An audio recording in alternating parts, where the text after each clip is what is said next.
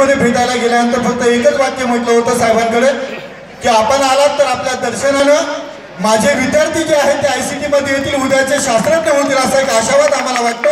आणि आजचे थोर शास्त्रज्ञ, तत्वज्ञ, मानवतावादी विचारवंत आणि प्रामुख्याने इंग्लंडमध्ये ज्या न्यूटन साहेबांनी सही केली त्या पुस्तकावरती, त्या बुकमध्ये सही करण्याचा जो सन्मान महाराष्ट्राला मिळाला, असं महान व्यक्तिमत्व आदरणीय माशेलकर सर या ठिकाणी उपस्थित आहेत. त्यांना मी विनंती करतो की आपण आम्हाला संबोधित करावं.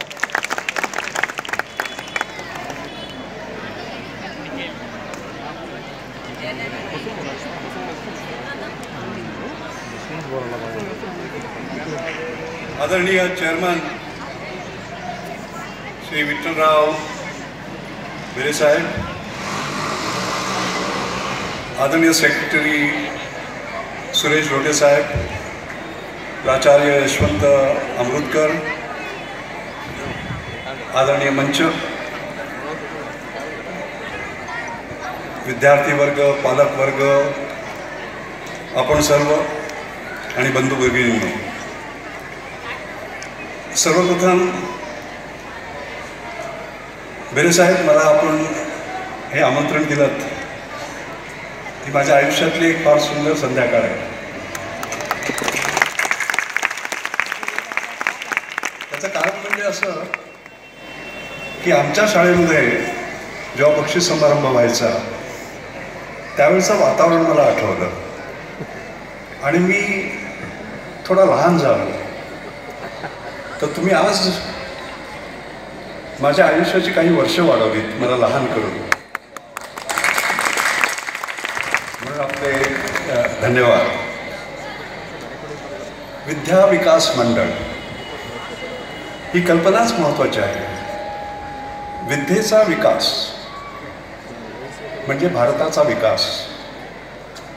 जसं म्हणतो ना आपण, पडेगा भारत तू बडेगा भारत, नाही का? तर हे अत्यंत महत्त्वाचं काम आपण आज करत आहात, कारण शिक्षण हेच भविष्य, भारताचं भविष्य. दुसरं म्हणजे सर्वप्रथम ज्यांना सगळ्यांना पारितोषिकं मिळाली, आपले विद्यार्थी, आपले शिक्षक, त्यांचं अभिनंदन करतो आणि आपल्याला एक विनंती करतो की सर्वांना त्यांचं कौतुक जबरदस्त टाळ्या वाजवून करूया आपण एकत्र.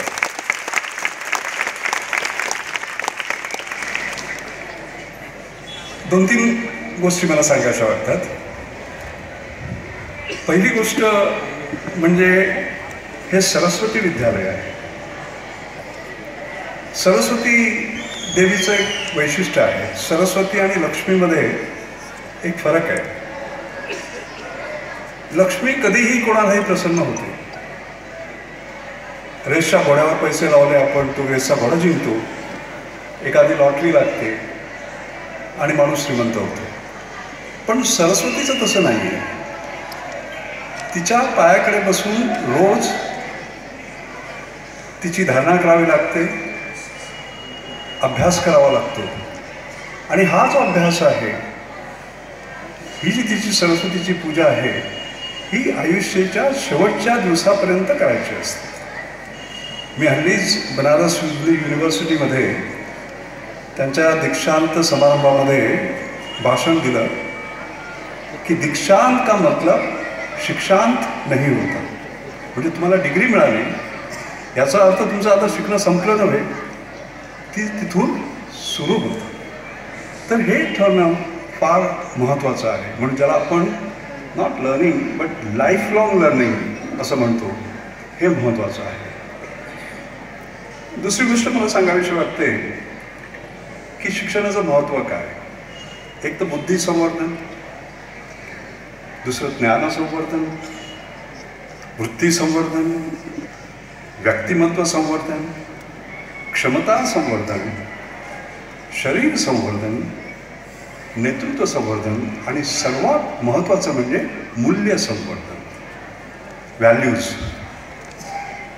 आज आपण पाहत असाल देशामध्ये जास्तीत जास्त कसली आवश्यकता आहे, तर मूल्य संवर्धनाची, या मूल्यांची आवश्यकता आहे.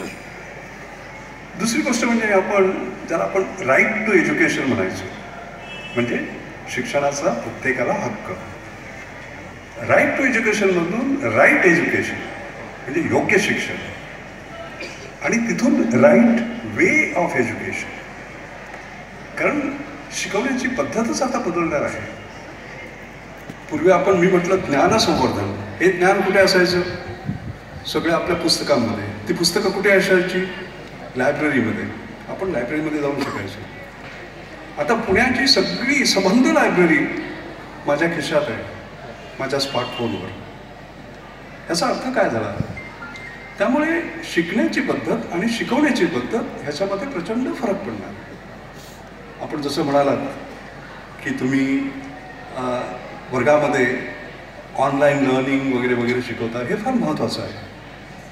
आपण आत्ताच उल्लेख केला की आपले मुख्यमंत्री, त्यांचा रात्री मला फोन आला 31 ऑगस्टला त्यांच्या ऑफिसमधनं की त्यांना 1 तारखेला भेटायचं आहे, कारण 1 तारखेला माझा वाढदिवस होता. तर त्यांना स्वतः सत्कार करायचा होता, पण काही चर्चा करायची होती त्यांना. महाराष्ट्र भवितव्य, महाराष्ट्राच्या विजयचं त्यांचं विजन, त्याच्यामध्ये ज्ञान, विज्ञान, तंत्रज्ञान ह्याचा महाराष्ट्राला कसा फायदा मिळेल. आणि त्यावेळी मला आठवतं आम्ही शिक्षणाविषयी बोललो. त्यांचा आणि माझे फार संबंध जुने आहेत. एक 8-9 वर्षापूर्वी मला आठवतं त्यांनी मला फोन केला. त्यांना एक छान कल्पना होती की आपल्या सगळ्या ज्या म्युनिसिपल स्कूल्स असतात, महानगरपालिकेच्या शाळा, त्यांना उत्तम शिक्षक मिळत नाही. पण ते म्हणाले उत्तमातला उत्तम शिक्षक सर्व शाळांना एकत्र शिकू शकतो आपल्या डिजिटल मीडियममुळे. आणि त्यांनी मला आठवतं माधुरी दीक्षित आणि मला त्याचं इनॉग्रेशन करायला बोलवलं. 18 म्युनिसिपल स्कूल्सशी आम्ही दोघांनी संबंध हे केला आणि त्याच्यामध्ये उत्तम प्रश्नोत्तरं झाले. म्हणजे त्या मुलांनी आम्हाला प्रश्न विचारले, मुलींनी प्रश्न विचारले आणि आम्ही दोघांनी त्याची उत्तरं दिली.